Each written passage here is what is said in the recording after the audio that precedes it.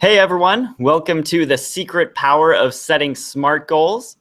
We're going to get started here in just about a minute. We're going to give a few more seconds to let the stragglers get in and settled, and then we'll be off and running.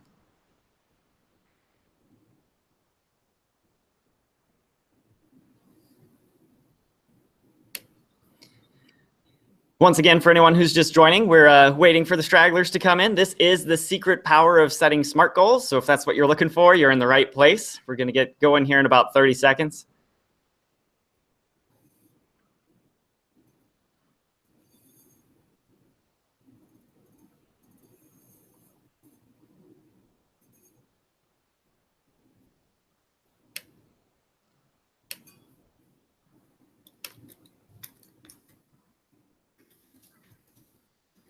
Okay, this is the secret power of setting SMART goals. My name is Kyle Jepson. I'm a professor at HubSpot Academy.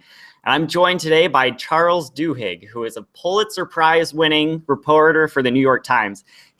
Most of what we're talking about today comes from his best-selling book, Smarter, Faster, Better, but you may have also read The Power of Habit, which is also excellent. I'm very happy to have Charles with us here today. This masterclass is presented by HubSpot Academy, the official training resource of HubSpot. If you're a HubSpot user, you can find HubSpot Academy and all of its courses in your HubSpot portal. But for anyone who is not a user yet and is interested in signing up, on the page here, the class page down below, we have some links for you. We'll also be sending some follow-up resources tomorrow afternoon. But without further ado, let's go ahead and get started. Charles, thanks so much for being here. Thanks for having me. So your book talks a lot about a lot of different great things, but the one we've decided to start with today is this idea of SMART goals. Can you just give us a basic idea of what a SMART goal is? Sure. So there's a basic science, and in Smarter, Faster, Better, we actually have a whole chapter about this, about the science of goal setting. And what we know is that there's basically kind of two types of goals that people need to really be successful and really be productive. And there's a kind of tension between that. The first is that we need what psychologists traditionally refer to as stretch goals.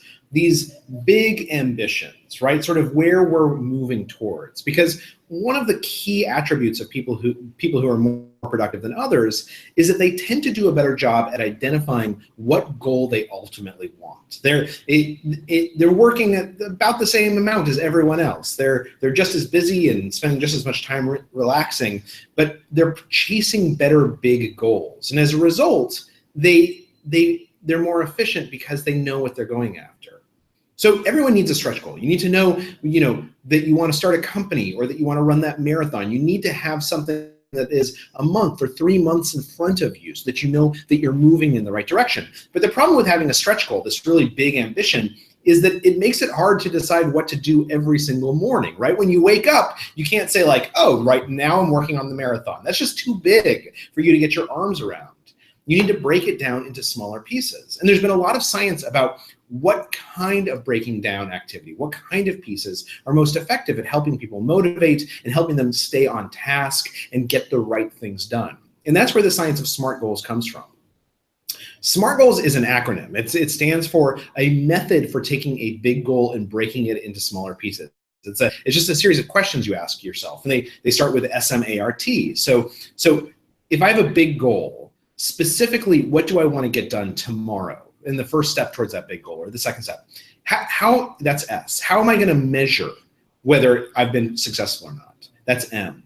Is it achievable, right? Is it something that I can actually get done, or am I setting a small goal for tomorrow morning that's just too big? That's A. R is realistic. What do I need around myself in order to make that goal happen?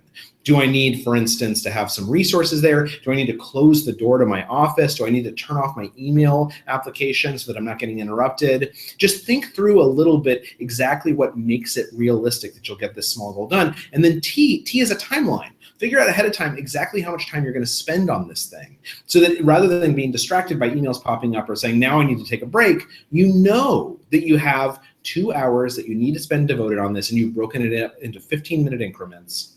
SMART, it's just a mnemonic to help you take a big goal and come up with a plan on how you're going to start. Because what we know is that it's the starting that's hard, right? It only takes 60, 90 seconds to go through those SMART and figure out how to start a big goal. But once you know how to start, odds are that you will be much, much more successful at actually getting that goal done, rather than simply diving in and saying, okay, what do I do now? Yeah, I love that. And I think the combination of the SMART goal with the stretch goal is so insightful and important, because I know in my own life and when I'm teaching people, it's easy to either have a big goal that nobody knows how to achieve or a simple small goal that doesn't really matter. That's exactly right. And what we know from all of the research that's available to us is that it's the interplay between those two that genuinely make people productive and successful, right? People who do amazing things are people who have set big goals for themselves. But big goals, too much ambition can be overwhelming if you don't have a plan on how to start. And so SMART goals, breaking it down through a system into something that will make it tangible, that's how you actually get started. That's great. And so a lot of the folks joining this webinar today are either in marketing or sales. That's sort of the audience HubSpot caters to. And these are teams that tend to have big goals, tend to be driven towards results. Another section in your book talked about team dynamics and what it takes to make a successful team. Can you talk about that a bit? Sure, absolutely. So in Smarter, Faster, Better, there's a chapter about the science of teams. And it starts with this story that was in the Times Magazine. We ran an excerpt in the New York Times Magazine about how 5 years ago, Google actually decided to start this huge study to try and figure out how to build the perfect team. So for 2 years, spending millions of dollars, they collected data on almost every single team within the company. And initially, what they wanted to figure out is, how do you choose people who are going to work together really, really well, right? Do you want maybe introverts working with extroverts? Or do you want people who are friends away from the conference room so they all get along really well? Or do you want people who are strangers so there's no social tensions between them? Do you want strong leaders? Do you want weak leaders? They measured thousands of variables among their most successful teams and their least successful teams. And then they started looking for patterns, because this is what Google does, right? They look for patterns. For 2 years, they collected data and looked for patterns, and they couldn't find anything. They couldn't find anything that would tell them why some teams were more successful than others. They would have some teams that basically would have the exact same membership, and one of those teams would do great, and the other team with almost the same cast of characters would do terrible. So at some point they said, look, we got to take a break and approach this from another perspective. Rather than asking who should be on a team, let's start asking how teams interact. If the how of a team is more important than the who. So they started collecting more data and they started running more regressions, and all of a sudden everything became clear. What they figured out was that the habits that a team has, the culture, the unconscious ways that team members treat each other, that's much, much more important than who is on a team. And in particular, as they looked at this, they found a number of habits, a number of what are known as group norms that were particularly important. But one of them was much more important than anything else. It was this thing known as psychological safety. Huge amount of data and research into psychological safety. One of my favorite stories, and a story that we tell in Smarter, Faster, Better, is about the making of Saturday Night Live. Because when Saturday Night Live started in the 1970s, everyone basically thought it was going to fail. Right? And it should have failed. The idea that Lorne Michaels, the executive producer, had was to get a whole bunch of comedians, most of whom had at one point slept with each other and now kind of disliked each other, and who aren't really the most warm and cuddly people in the first place. You wanted to get a bunch of these comedians, put them in a room together, have them come up with sketches, and then tell them, if your sketch makes it on the air, it means that we're cutting your sketch. Right? He wanted a competition. And this is like a recipe for disaster, right? There's no reason why a group of people who are already misanthropes should come together when they're all competing with each other. But Lorne Michaels, he did this really interesting thing. The way that Lorne Michaels runs meetings is unlike almost anything else I've ever seen, because he does these two things. The first thing that he does is he forces everyone to speak in roughly equal proportion. So if you're sitting in a meeting with Lorne Michaels and you haven't said anything in the last 5 minutes and 3 other people have spoken, he will have a sheet of paper where he's checked off how many times you've talked, and he will stop the meeting and he will say, Jim, I haven't heard from you in 5 minutes. Tell me what you're thinking. Tell me what's inside your brain right now. He forces everyone to speak up, what psychologists refer to as equality in conversational turn taking. But that's not the only thing Lorne Michaels does. The other thing that he does is he listens ostentatiously. So if you're in a meeting with Lorne Michaels and you tell him an idea, what he'll do is he'll echo that idea back to you and say like, oh, that's a great idea. What I hear you saying is, and he'll repeat back what you just said. Or he makes this really kind of ostentatious display of picking up on nonverbal cues. So again, if somebody's sitting at the table and suddenly they scowl, he'll stop the meeting and he'll say, Ben, I see that you're scowling. I'm kind of picking up that you don't like this idea. Tell me what you're thinking right now. Right? He demonstrates how he listens, how he picks up on nonverbal cues. And it turns out that these two things, equality in conversational turn taking and ostentatious listening, these are the foundational building blocks of psychological safety. And so that's what Google started to do. They created all these training systems and modules for leaders to teach them when you're having a meeting, what you ought to do is you should force everyone to speak equally and you should listen ostentatiously. And this is harder than it sounds, right? Because at a company like Google, you walk into a meeting, everyone flips up their computer, they start looking at their computer, they're taking notes. So they made a rule. During meetings, no one is allowed to have their computer open. You have to close it. Because we think that you're going to be able to ostentatiously listen better if you don't have something else to stare at. And that is why Google ended up figuring out how to build the perfect team. Not because they figured out which cast of characters is right, but they figured out how to foster psychological safety. And in the book, I go into more details about how exactly we do that. But undergirding it is this idea that if you can create an environment where people feel like they can be vulnerable, where people feel like they can speak up, they have to speak up, and that they're being listened to, then that team is much more likely to gel and do something amazing. That's awesome. And this is so, it's counterintuitive in a lot of ways to me, just because we expect that if you take all the best players and put them in a room together, you're going to get awesome things. But what I learned reading the book from some of the studies you cite in there is that's not the case at all. The team norms and the way the leader runs the team matters so much more. Yeah, no, that's exactly right. In fact, there was an interesting experiment that was done where researchers took a bunch of people and put them on teams, and they would actually test like their IQ and their professional achievements and things like that. And what they found was that IQ really did not correlate with team success very much at all. So if you take a bunch of stars and you put them on a team together, the question is, are they individual stars or are they people who became stars because they know how to work on teams? If they know how to work on teams, it doesn't necessarily mean that they're like the all-star, right? Who's just really good at listening and encouraging their colleagues to speak up. And as a result, they look like a genius when it's all analyzed. Yeah, I love that. For those of you who are watching, we do have a hashtag on Twitter. Please chime in on HubSpot Master Class. We are monitoring that. If you have any questions, send them our way, and we'll be happy to address them. So Charles, you mentioned in Google people having to close their laptops. It makes me think of the section on focus. Can you talk a little bit about focus and how that works?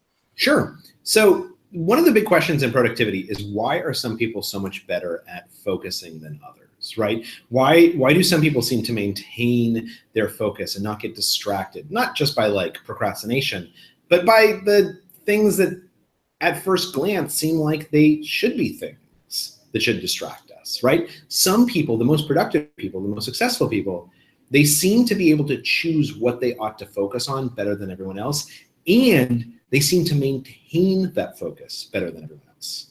And so when I started looking into this and trying to understand, what do we know about the neurology and psychology of focus, I came across this really interesting story. And it was the story of Qantas Flight 32. So Qantas Flight 32 is this plane that took off in 2010, headed from Singapore to Australia, to Sydney, Australia. And when the plane first took off, it was like a picture-perfect, beautiful day. It was an Airbus A380, which is one of the most complicated, sophisticated planes that's ever been made.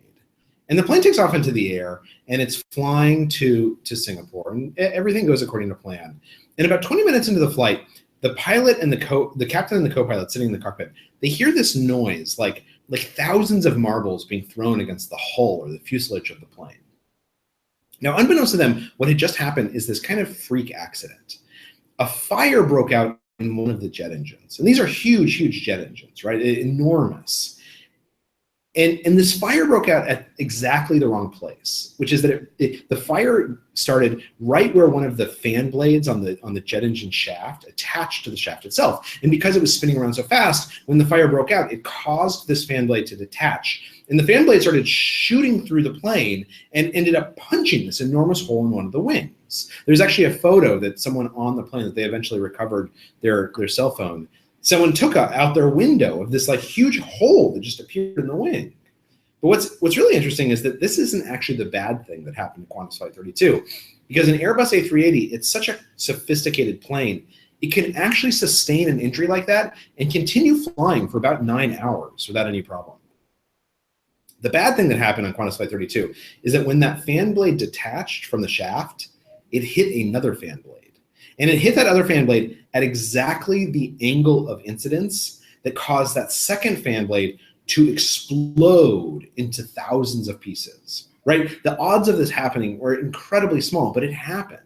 And as those thousands of pieces of metal started moving through the wing, it was like the shrapnel from a bomb going off in there. The pieces of metal, they started cutting through electrical lines and hydraulics lines and fuel lines. When they eventually recovered the wing on the ground, someone said that it looked like someone had taken a machine gun and had sprayed the underside of the plane. So for the captain and his co-pilot sitting in the cockpit, for them, suddenly their dashboard lights up with all these alarms, right? It would actually later be ruled the worst mid-air mechanical disaster in modern aviation. 12 of the 14 systems that are needed to keep a massive jet aloft suddenly went offline within 30 seconds. And what's interesting is who is sitting in that cockpit. So the captain is this guy named Richard de Crespigny, who'd been taught to fly by the Australian Air Force. And if anyone's an Air Force vet themselves or knows anyone who was taught to fly by the Air Force, what you know is that when you're taught to fly by any Air Force, they teach you a way of thinking, a set of mental habits that are known as situational awareness. Most people have probably heard this phrase, situational awareness. It actually comes from aviation. The first two is the ability to build mental models, the habit of building mental models. Or put differently, getting into the habit of telling ourselves stories about what's occurring as it occurs in order to sharpen our focus. Because one of the things that we know from study after study is that our brain learns what to focus on and how to pay attention by relying on the stories we tell ourselves about what's going on. So for instance, there was a really interesting study that was done of Fortune 500 executives that found that the most successful executives, they tended to have this habit they'd go through every morning. Now, most of us, when we are trying to think about our day, we kind of like visualize our day a little bit, right? We're like, oh, I have a meeting at 10 o'clock. I need to leave by 10:55 so I can make it to my 11 o'clock lunch. But the most successful executives, they would just visualize their day with a little bit more specificity. They would say something like, okay, I have a meeting at 10 o'clock and it's going to start with Jim bringing up that dumb idea he always brings up. And then Susie's going to disagree with him because Susie always disagrees with Jim. And then I'm going to jump in with my idea and I'm going to win the meeting because I did that. Right? Put differently, it's not as if they were telling themselves a much more complicated story, but the most successful executives, the ones who got promoted the fastest, they were in the habit of telling themselves stories about their days that were just a little bit more detailed, because that extra detail, it somehow programmed their brain to pay attention to what matters, to pick up on the things that really are important during that meeting and ignore the distractions that might occupy everyone else. And Richard de Crespigny, the guy who's flying Qantas Flight 32, he loves this stuff, right? He loves situational. He loves building mental models. He loves telling stories. In fact, just that morning, before they had even gotten on board Qantas Flight 32, they were in the shuttle from the hotel to the airport. And de Crespigny went through this routine that he went through before every single flight, which is that he asked his co-pilots to tell him stories about what they would do in case of an emergency. He would say, okay, if engine 2 goes out, tell me, what are the first words out of your mouth? Where are your eyes going to go? What are you going to do with your hands? He would drill them on this stuff. And if you listen to the cockpit recordings from the initial minutes of the emergency in Qantas Flight 32, right when the hole appears in that wing, what you hear all of these pilots speaking in short, calm sentences, as if they're reading from a script, right? Nobody is panicked because they've actually practiced this before. They know exactly what to say. They have the mental models in their heads about how to react. And in 99% of cases, that would have saved everyone on board, right? That is how a damaged plane gets landed safely. But in the case of Qantas Flight 32, there were so many things wrong with that plane, so many emergencies breaking out, that there literally weren't enough scripts in anyone's heads, enough stories to accommodate everything that was going on. So as soon as they would fix one problem, 5 more problems would pop up. And then they would fix 2 of those and 15 new problems appear. They literally couldn't keep track of everything that was going on. And so after a couple of minutes, about 15 minutes into this emergency, Richard de Crespigny, the captain of the plane, he does this incredibly interesting thing. He takes his hands off of the controls, he puts them in his lap, and he closes his eyes. Now, the reason he did this is because he felt himself getting drawn into what's known as a cognitive tunnel. And we've all experienced a cognitive tunnel. A cognitive tunnel is what happens when you're driving down the freeway and you're going the speed limit, and suddenly you see a cop car out of the corner of your eye and you slam on the brakes. Or when you're at home and you're making dinner and you're talking to the kids and you're trying to get everyone ready for bed, and your boss sends you a text and you pick up your phone and you like hit reply, and then or you type a reply and then you hit send, and then immediately afterwards you think like, I kind of wish I had waited to hit send and like had taken an extra 5 minutes to think about what I really wanted to say. A cognitive tunnel is what happens when our brain feels overloaded. It tends to latch onto the most obvious stimuli and simply react to it. But for Richard de Crespigny, that's a disaster, right? Because he feels himself sitting in the pilot's chair. He sees all these alarms. He's reacting to computer prompt after computer prompt, and he stops making decisions. He just starts reacting, and he feels like this is dangerous. So he takes his hands off the controllers, he closes his eyes, and he thinks to himself, and he says, look, I've been trying to tell myself a story about this Airbus A380. I've been trying to envision where the fuel lines work and where they're busted, where you know the hydraulics are operating and where the hydraulic fluid is leaking.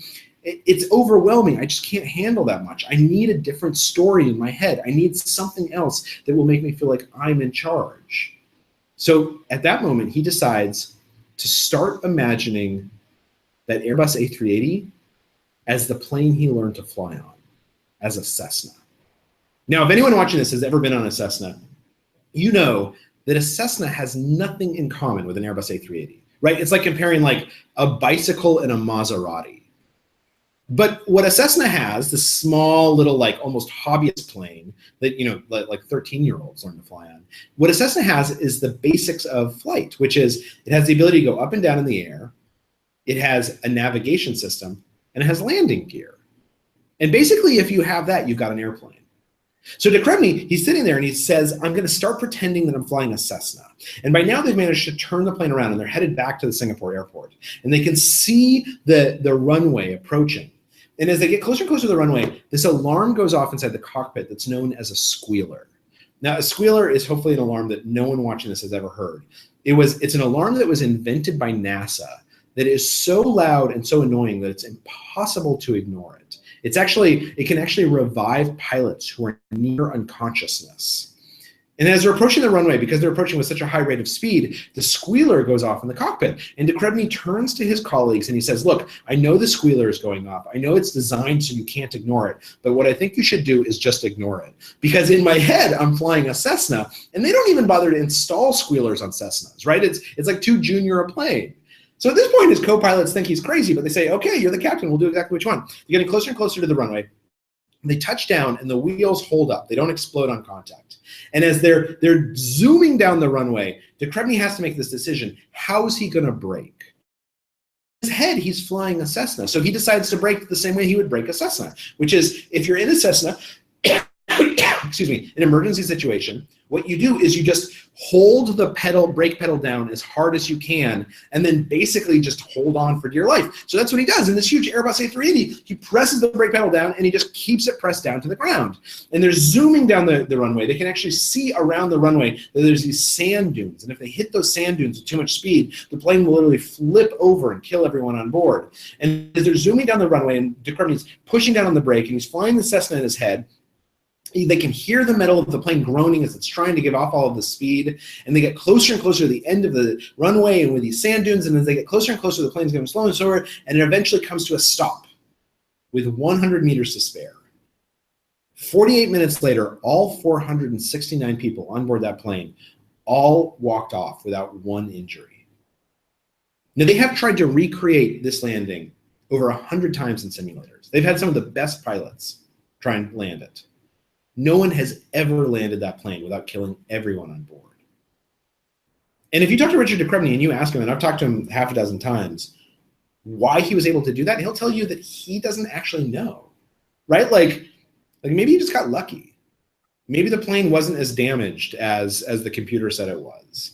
Maybe thinking about the plane as a Cessna was exactly the wrong thing to do. But what he will tell you is this, is that the most important thing was for him to focus on what matters most. The most dangerous thing would be to stop making choices and simply start reacting to everything around him. And that when he decided to change the story in his head, when he decided to change the mental model from an Airbus A380 to a Cessna, it put him back in charge. Simply saying, I'm going to tell myself a story and I'm going to choose the story that's in my head, that allows us to focus better. That puts us in control. And that is the key to why some people are able to focus better than everyone else, because they're in the habit of telling themselves a story about what's going on as it occurs. And that means rather than being in a cognitive tunnel, rather than just reacting, they are making choices. I love that story so much. I think that's the third time I've heard you tell it, and I read it in the book, and I read it out loud from the book to my wife, and I can't every time. It just like, that may be the best thing that's ever happened. So sort of lacing these things together before we move on to the next point, I'm just kind of spitballing here, but it seems like in the context of a plane, if your stretch goal is to get from Singapore to Sydney, you have SMART goals along the way, like taking off and like, delivering drinks to people or whatever the case may be. And I think as organizations and as teams have their stretch goals and their SMART goals and they're operating, the danger of getting in these cognitive tunnels where you're focused on this is what we do because this is just what we do, and an inability to adapt is potentially one of the most deadly things that could happen to an individual or an organization. Oh, absolutely. Absolutely. And in fact, it's interesting that you bring up SMART and airplanes, because one of the things that's transformed modern aviation is the use of checklists. And actually, some of the checklists are literally SMART. It says SMART. There's a guy named Atul Gawande who wrote a book called The Checklist Manifesto. And a lot of that book comes from aviation, because we've made aviation so much safer by instituting checklists. Same thing is true of hospitals and operating rooms. The checklists have really transformed how people are able to pay attention to the details. Rather than relying on their memory, they have something there to prompt them. And that's really all that SMART goals are, right? It's a checklist to get you to think about the things that are important and sort of just quickly make some choices about them before you start. If you go into a cockpit and you ask to look at their checklists, you will literally see checklists that say SMART on them, because that's how you take a big goal like navigating almost 500 people from Singapore to Sydney, and you break it into a series of steps that feels really manageable. That's great. Thank you. So with all of that in place, another key point you hit on is in the book is motivation and just getting things done. And I especially like in the appendix at the end where you talk about how I had all this research and then I needed to write a book and it was really hard. Can you talk about motivation and how people can get themselves moving? Sure, absolutely. So we know a lot about motivation, and in Smarter, Faster, Better, there's a whole chapter about motivation. And part of it talks about how Marine Corps basic training has been revolutionized. Because for a long time, I think when most people think about the Marine Corps and boot camp, they imagine like, drill sergeants yelling at these recruits, and you just follow orders and learn discipline. And that's part of it. That's a sort of a holdover from the olden days. But nowadays, boot camp has actually been transformed. What boot camp does is it forces recruits into a habit of making choices. Because one of the things that we know is that when you feel in control, it is much, much easier to motivate. And the key to feeling like you're in control is to make a decision, to have a system for making a decision. So one of the a way to remember this is that if you change a chore into a choice, you're much more likely to motivate yourself. Really important. And actually, one of my favorite examples of this comes from Starbucks. And there's a couple of videos I can show you. So a few years ago, Starbucks, and I actually talk about this in The Power of Habit. A few years ago, Starbucks had this basic problem, which is what Starbucks actually sells is customer service, right? When you walk into a Starbucks, you know that there's going to be like soft music and wood paneling, and there's going to be some barista, and they're going to ask your name, and they're going to write it in big cursive letters on your cup. Able to charge $4.50 for a latte that costs them about 13 cents to make is because they know that if they deliver customer service, you're going to pay more. The challenge for Starbucks, though, is that most of their employees are like 19 years old. In fact, that's the average age of a Starbucks employee, 19. And the tough thing about like 19-year-olds is that they sometimes act like 19-year-olds, right? Like when you're 19 years old, you tend to like not have the most willpower. You do stupid things. And this particularly became an issue for Starbucks as social media took off. And I'm going to show you one of my favorite videos of this. Let me go ahead and open this up. So before you watch this, imagine for a minute that you're like sitting at home. And let's say you oversee Starbucks's advertising, and you come home from a long day and you kick up your heels and you turn on the TV, and this is what you see appealing. She was a loyal customer of Starbucks, loved the coffee, loved the service, but that changed a few weeks ago. This native New Yorker got steamed, not by what was inside her cup, but something written on the outside. That's what she called Nina Pineda, and ordered a special brew of fully caffeinated 7 on your side. And then when you looked at it, what'd you think? I was shocked. I didn't understand why. Why would they do that? Vicky Reveron is talking about this Starbucks. On the side, a Starbucks employee wrote what she ordered, a caramel frappuccino. But instead of scrawling her name on the side, she says he wrote the B word. It says Vicky. My name is not Vicky, it's Vicky. So I love this video because it illustrates exactly how dangerous it is to have anything bad happen in one of your companies. That social media sort of explodes the opportunity for something to go awry. And so Howard Schultz, the head of Starbucks, he actually starts an investigation to try and figure out why this happened. And what he discovers is that the kid who had helped Vicky that day, this kid was like a 19-year-old who'd been working for Starbucks for 9 months and had never had any problems, right? Spotless employment record. But the night before Vicky comes in, this kid gets into a fight with his mom. He ends up sleeping for about 2 hours. He goes into work the next day, really, all wound up and exhausted. He's in hour 7.5 of an 8-hour shift. And that's when Vicky comes in. And this kid makes a terrible choice, right? And I think Vicky was like a little bit bossy with him maybe, but this kid decides to write a bad word on her cup, and it's disastrous. And for Howard Schultz, the CEO of Starbucks, and for everyone inside Starbucks, they started trying to figure out, how do we stop this from happening, right? We need all of our employees to have great customer service, because it's not just this one instance. This has actually happened in other stores in different ways. They kept on having all these problems. So they started saying, look, what can we learn about willpower, about how to make someone feel like they can motivate themselves to do a great job? They started looking at the research, and what they learned is that there's actually a lot of really interesting research about willpower. Most people who are watching, they're probably familiar with something called the Marshmallow Experiment. The Marshmallow Experiment was the foundational study in willpower, and it was done in the late 1960s when a guy named Walter Mischel, who's a researcher at Stanford, he took his daughter, who was 4 years old at the time, and a bunch of her preschool classmates, and he would put them in a room one by one, and he would put a marshmallow in front of them, and he would say to each of them, okay, look, I'm going to make you a deal. If you want, you can eat that marshmallow, but I'm going to leave the room. And when I come back, if the marshmallow is still there, then I will give you a second marshmallow. They've actually repeated this experiment a number of times. Let me show you. I think I have some of the tape here. Let me show you what it looks like when you put a marshmallow in front of a 4-year-old. Hold on just 1 second. Let's see if I can find it. I'm going to go do something, and then I'll come back. It smells yummy. It smells really good.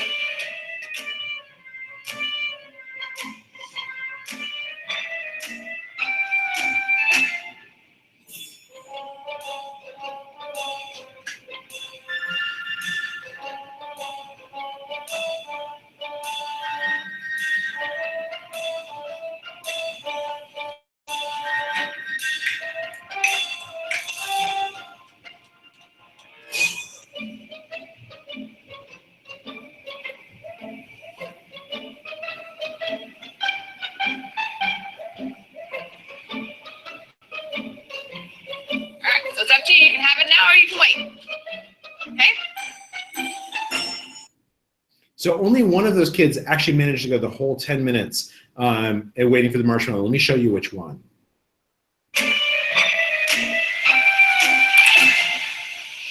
How'd you do? Did you do good? You did? You wanted to eat it, didn't you? Yeah. So did I tell you to give you another one? Okay, now you can have both. You need them.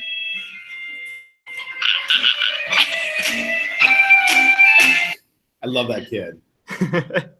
So what's interesting is that they do this. Michel, the researcher, he does this experiment, and he finds that about 40% of the preschoolers, they could resist the marshmallow. So he publishes his results. Basically, nobody pays any attention. It's like a totally ignored study. But then a couple of years later, his daughter now is in 4th grade, and he's like at dinner with her, and he's like struggling to make conversation. So he's asking her about her friends, and eventually she starts talking, and she starts saying, like, oh, Jimmy does well in class, but Susie keeps on getting into trouble. And as he's listening, he realizes, because he had tested all of her classmates all those years ago, the friends that she says are doing well in school, they're the same kids who had managed to resist the marshmallows. So he goes and he tracks them all down. He tracks them down in middle school. He tracks them down in high school. He follows them to college, after college. It's this huge longitudinal study. And what he finds is that at every stage, the kids who had managed to resist the marshmallow, they do better than their peers. They get better grades. They get their homework on time more often. They're more popular in high school, not because they're like good at sports or prettier. They're just better at being friends. They get into better colleges. They get higher paying jobs. They get married earlier and stay married longer than everyone else. And the other thing that Michel figures out is that you can teach people willpower, right? You can teach them how to take control. You can teach them a habit of willpower. And so for Howard Schultz and his colleagues at Starbucks, this is fantastic. This is exactly what they wanted to hear, right? They want to teach their employees willpower. And so they start talking to all of these researchers, and they redesign all of their training manuals. And what they do is they start teaching people willpower habits. So for instance, in your first week at work at Starbucks, your manager will sit down with you and they'll teach you what's known as the latte habit. And what they'll say is, okay, look, if a customer comes in and they're really angry, right? You got their order wrong and they're just like being a jerk screaming at you, then what you should do is you should latte them. And what that means is that you should listen to their complaint. You should acknowledge their complaint. You should thank them for complaining. You should take care of their complaint by giving them like a free cup of coffee or anything else they want. And then you should explain why this will never happen again. Right? And it's easy to remember because it spells L-A-T-T-E, just like SMART goals. It's just a mnemonic. And it's a dumb mnemonic because you work in a coffee shop, so latte is easy to remember. But the reason why this is really powerful, the reason why people do this, why it works, is because of the reward that it gives you. Because if you're 19 years old and you've had a fight with your mom and you're exhausted and someone comes in and they're kind of rude to you, or there's some iBanker screaming at you because you gave them the wrong cup of coffee or something, your instinct is to like run away or fight back. It's to do something stupid like write a bad word on a customer's cup. But now Starbucks has told you exactly what to do. You latte them. And when Starbucks started doing research with its employees and after it taught them the latte method, they found that they would say things like, oh yeah, I latte my mom all the time, or I latte my friends when they get mad at me. Right? What Starbucks was actually doing is it was teaching them life skills. And this is how it gets back to motivation, is because when Starbucks was trying to figure out why these worked, what they discovered is that if you give a 19-year-old a technique like latte, it makes them feel like they're in control. It makes them feel like they can handle a scary situation. It's that same basic lesson of boot camp teaching people to look at chores and find a choice within it. If you can find something that makes you feel like you're in control of the situation, you're going to have an easier time motivating. We know this neurologically.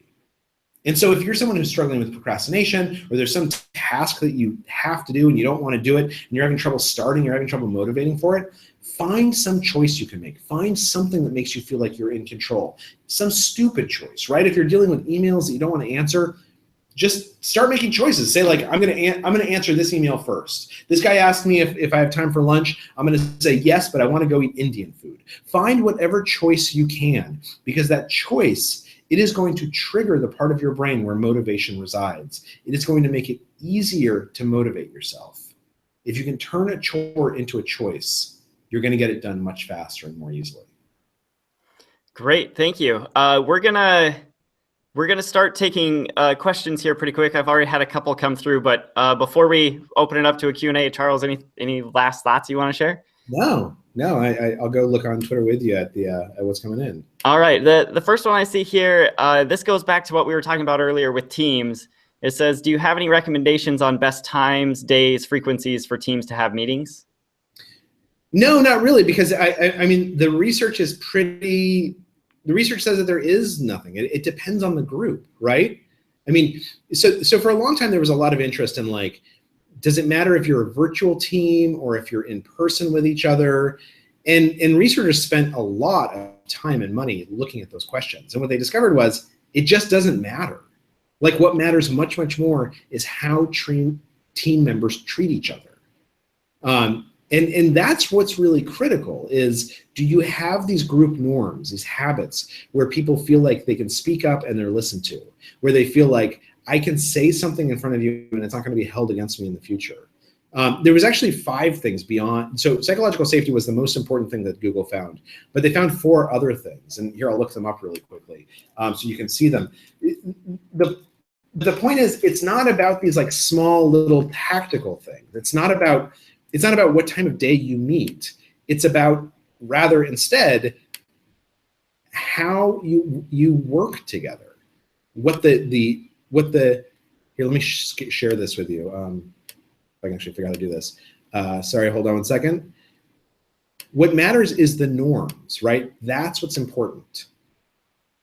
Hold on, I'm going to show you the image. So these are the 5 things that Google found to be most important. At the top there is psychological safety, and that's about equality and conversational turn-taking and ostentatious listening. Now these other 4 things, they're actually less important than psychological safety, but they are other habits that makes a team work. And this is according to the data. You know, dependability. When we set due dates, do people actually follow through on them? If I give you an assignment, do I know that you're going to do it? Structure and clarity. We want to know what our goal as a group is, but equally importantly, we want to know what each member's role is, why I'm part of this team and what I'm supposed to be doing. Meaning, it's important that the project that we're working on, that this team's purpose, it's something that I believe in, not just like this is something that's going to help, like, you know, us hit our Q3 numbers, although that might be meaningful to some people. More importantly, does this have a deeper meaning? Is this important to the company? Is there some value that this team embodies? And finally, impact. People need to believe that the work that they're doing will matter to the company as a whole. I'm going to take this off. If you get these 5 things, you basically are going to have a team that works. It doesn't matter what time of day you meet. It doesn't matter what kind of room you meet in. And focusing on those things is a misapplication of what really matters. What matters are these things, the norms of how people treat each other, how they communicate and decide and make decisions. That determines whether a team works or fails. Yeah, so that makes me think that, because the question asked about days, times, and frequencies for meetings, I think those things only matter in as much as they help these good norms. Like if people are less likely to be nice and to listen and stuff at a morning meeting versus, or if you're meeting so frequently, people are just exhausted with it.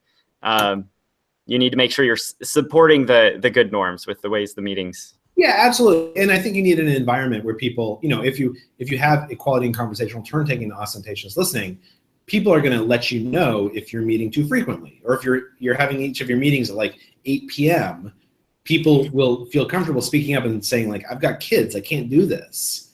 But that's the point, is that there's no special answer. There's a method for making sure that you're choosing the right frequency and setting for your members. Yeah. Okay, I'm seeing a few other questions here. I like this one. How can we resist the marshmallows of life if you're already into the tunnel of cognition? In a cognitive tunnel? Yeah. Well, I think the first thing is to pull yourself out of that cognitive tunnel, right? Like a cognitive tunnel is not something that happens with our permission. It happens because we're not on guard for it. And if we're in the habit of building these mental models, it's much easier to guard against that cognitive tunnel. Like, so for instance, every morning I go through the same ritual and it takes like 45 seconds. I literally just try and envision my day hour by hour. And I just decide on like, what's the most important thing? Like if I was telling myself a story at the end of the day, how do I want that story to go? So from 9 to 10 o'clock, what's the most important thing I want to get done? How's that gonna roll out? Usually I have like a to-do list where I've written like my stretch goal for, this week and this month, but then I also have like a smart, like I break it down in SMART. So I know exactly how I'm going to start on the 3 things I want to get done today. That's the point. The SMART goals are basically a system for telling yourself a story about how you want things to unfold. If you're in a cognitive tunnel, the key is to take your hands off the controllers and close your eyes and figure out what story you want to tell yourself about how you want your day to unfold. That's how you take control. Great. Another question here. How can we get marketing and sales teams to feel like they're part of the same team, to be vulnerable with each other? That's a great question, right? Because like marketing and sales, like that's every single company deals with this tension between marketing and sales. And I think the key is there is no hack. Like you can't trick people into feeling vulnerable with each other. All that you can do is you can create an environment where people are we're encouraged to speak up and say how they're feeling, and then other people show that they're actually listening to that. I mean, imagine for a minute if you were to take marketing and sales and put them in a room together. The biggest complaint probably is that both of them would say, I feel like you're not listening to me. Like I've got this problem and I'm trying to solve it and you keep on like screwing up my solution. And then the other side says, no, I've got this problem and you keep on screwing up my solution. You have to create an environment where each side says, I hear what you're saying. You're telling me this. Now let me build on that by telling you like what I'm feeling. Often, there is no magic wand for resolving tensions within organizations, but there is a method for airing those tensions and trying to get as close as you can to a solution. And at the core of that is coming up with systems where people feel like they're really speaking up, like they have to speak up, they have to say what's most important to them, and they feel like everyone else is genuinely listening. If you have that, then people are on the same side of the table, they're working together to solve a problem, instead of just shouting at each other or feeling like they don't get a chance to shout at all. I love that. I don't understand this next question. Hopefully it means something to you. Have you studied Pomodoro technique and SMART goals? Yeah, so the Pomodoro technique. Yeah, so the Pomodoro technique is great, right? For people who don't know, the Pomodoro technique is where you set like a little timer. I think there was actually like a timer named Pomodoro that was like, it came with spaghetti sauce or something like that, Pomodoro spaghetti sauce. And the timer you could set the timer for like 5 minutes. That's why it's called the Pomodoro technique, I think. I haven't verified that. But the idea is that basically you set a time limit for yourself and you have to work for that 5 minutes and then you get to take a break at the end of the 5 minutes. And sometimes it's easier when there's some type of external pressure, what's often referred to in psychology as a commitment device, that it helps people overcome the urge to procrastinate. That's great. If that works for you, you should absolutely do that. That's also why SMART goals work, right? It's a commitment device. It's just a way of forcing yourself to like break a big plan into smaller pieces and start. All of those commitment devices are effective for many people. And what you should do is you should experiment with different ones to see which one works for you. And the key here is to actually pay attention to what works for you. There's some people for whom SMART goals is not the answer. There's a lot of people for whom it is. There's some people for whom Pomodoro works like magic. There's a lot of people for whom it doesn't. None of us know what's going to work for us until we try them. And so Smarter, Faster, Better, that's actually what this is about, it's about trying to run experiments in your own life. And then, and this is the most important part, paying attention to the data that comes out of those experiments. Because what often happens is that we start using SMART goals and they work for a little while and then we just kind of trail off and we don't pay any attention to what works or why it works. And then we fall back into old patterns. People who are successful, people who are productive, they are people who see all of their choices as experiments, because every choice you make is an experiment. And some experiments fail. That's the whole point of running experiments. If every experiment succeeded, then it's not a good experiment. It's not a real laboratory. You're supposed to do some things that succeed and some things that fail. But most importantly, you're supposed to pay attention to why they succeed or why they fail or which ones are effective and which ones are ineffective. And then you're supposed to take that data and use it somehow. That's what matters. Awesome. Going back to focus, what are your suggestions for all the beeping and interruptions from modern technology that can disrupt focus? So my first suggestion is to turn them off, right? And sometimes that's not realistic, but if possible, you should turn them off. But the other thing is to understand that our brain has this amazing ability to actually learn to ignore those things if we have these mental models. So here's a great example. Back around in the 1920s, when cars first started, I guess maybe it was more like 1910s, when cars first started becoming popular in New York City, the legislature passed a law that said that you are not allowed to speak and cross the road at the same time. And the reason why is because they were afraid that if people were talking, that they would become distracted and they wouldn't notice if a car is approaching and they get hit by a car. And today we laugh at that, but actually they were totally right.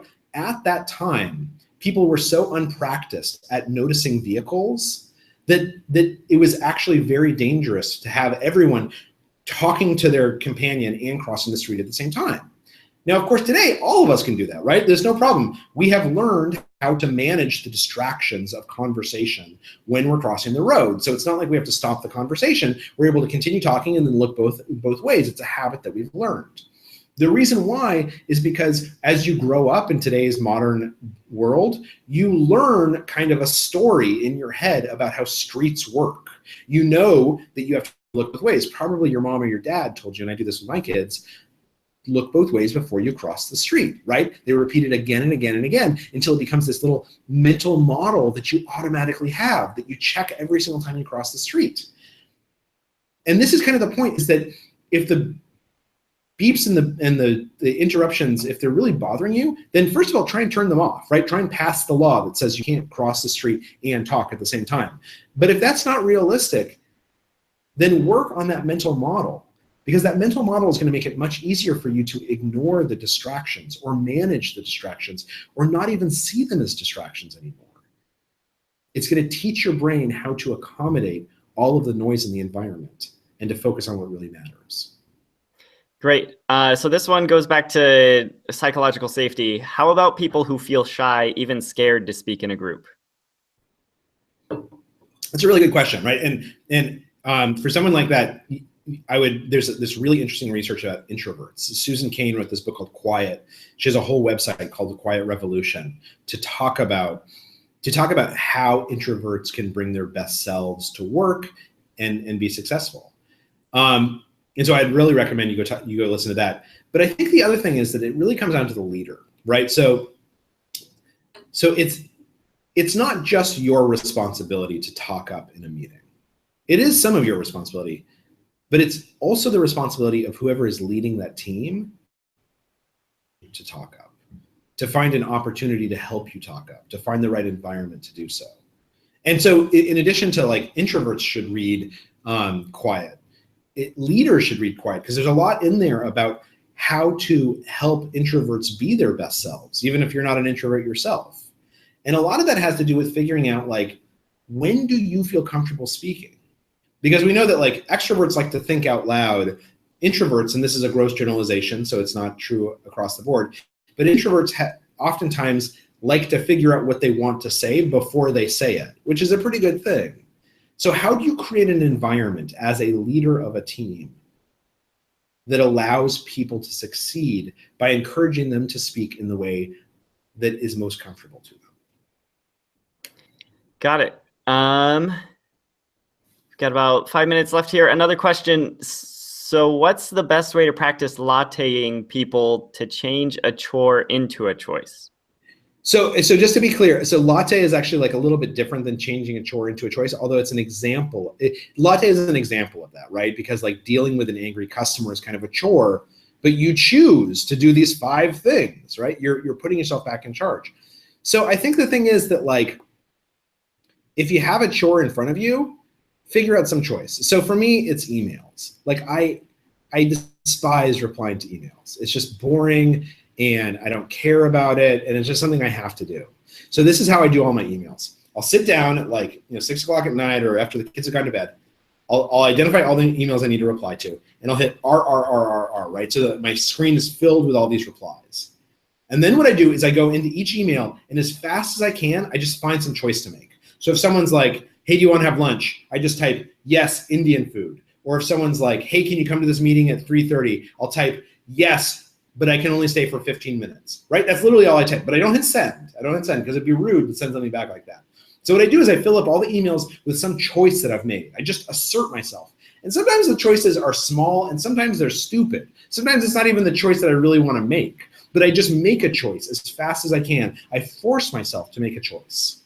Then I go back through all the emails and I type in like all the pleasantries, like, hey, Jim, thanks for your note. Yes, we can go to lunch together. I'd like to eat Indian food. There's a nice restaurant over on 39th Charles, right? I fill out the rest of the email. And then I usually kind of decide like that choice that I made, that was a dumb choice. I want to make a different choice now. But the point is, it's so to get through these emails. It takes like 20 minutes, whereas normally it would have taken an entire hour and I would have hated it. It feels really empowering because like I'm in charge. I'm making choices. I took a chore and I transformed it into a choice. Another great example from the Marine Corps is, you oftentimes have to clean your own barracks. And so what they teach all these recruits to do is when you start cleaning, make a choice about where you want to start cleaning based on what you prefer. So don't start sweeping in the corner just because everyone sweeps in the corner.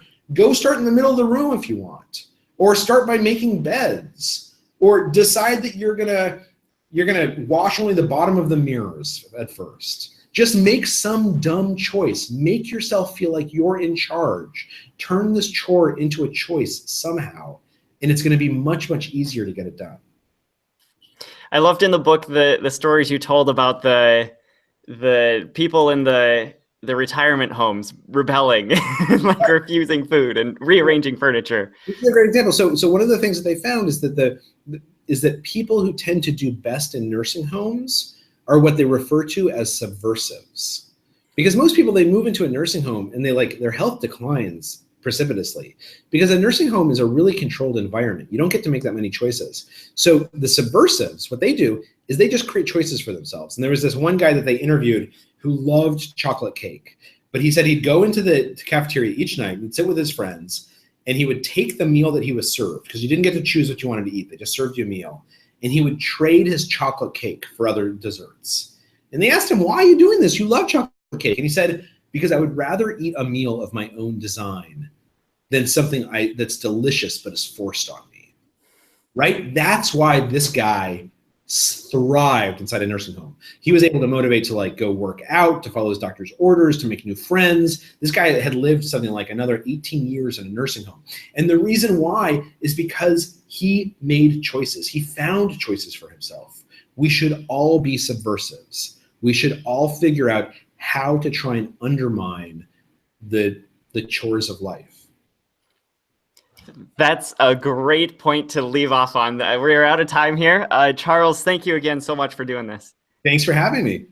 And for everyone else, the couple of different books, The Power of Habit and Smarter, Faster, Better, be sure to check them both out. They're delightful. And as I mentioned at the beginning, my team will be sending out to everyone who attended some follow-up resources that should be coming out sometime tomorrow. So everyone have a great day and see you again next time.